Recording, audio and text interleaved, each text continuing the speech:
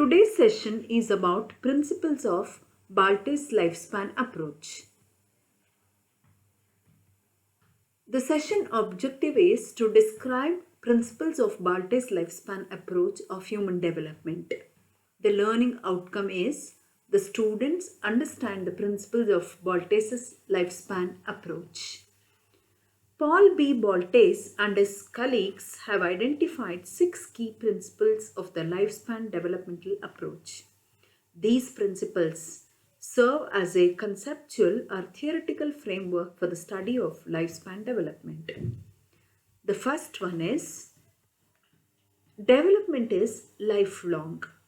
Development is a lifelong process of change in the ability to adapt to the situations in which one finds himself. Each period of the lifespan is affected by what happened before and will affect what is to come. Each period has its own unique characteristics and values. None is more or less important than any other.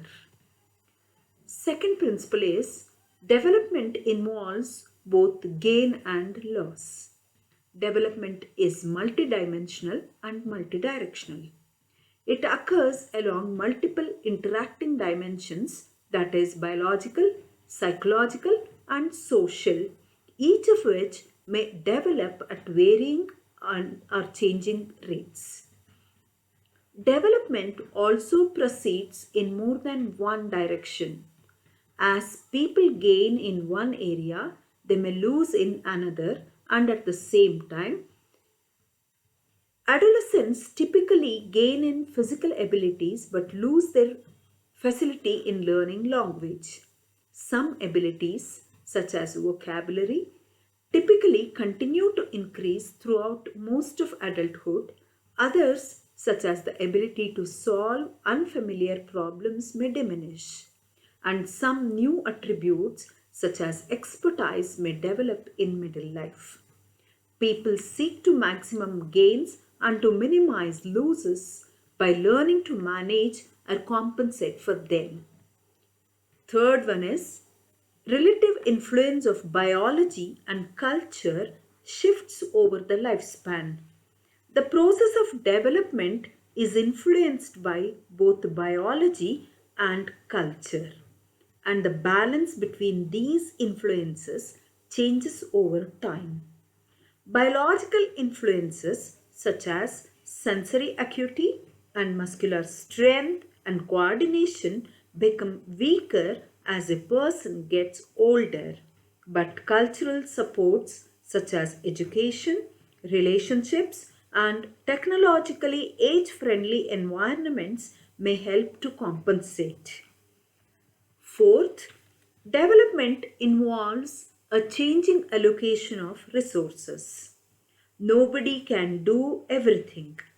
Individuals choose to invest their resources of time, energy, talent, money, and social support in varying ways. Resources may be used for growth, for example, learning to play an instrument or improving one's skill. Maintenance or recovery, for example, practicing to maintain or regain proficiency, and dealing with loss when maintenance and recovery are not possible. The fifth principle is development is modifiable. Throughout life, development shows plasticity. Many abilities such as memory, strength and endurance can be significantly improved with training and practice even in late life.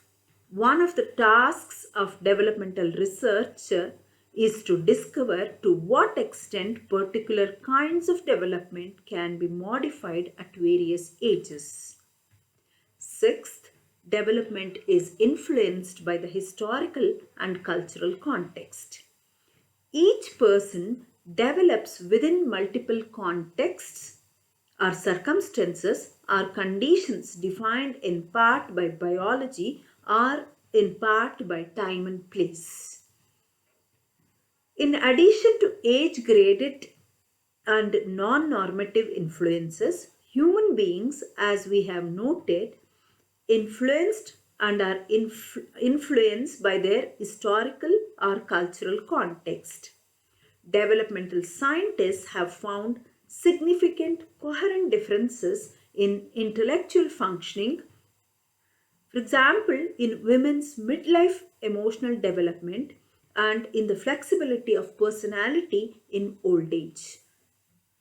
To summarize this session, the six principles of Balte's lifespan development approach are: development is lifelong, development involves both gain and loss, the relative influence of biology and culture shift over the lifespan, development involves a changing allocation of resources, development is modifiable, development is influenced by the historical and cultural context. Thank you.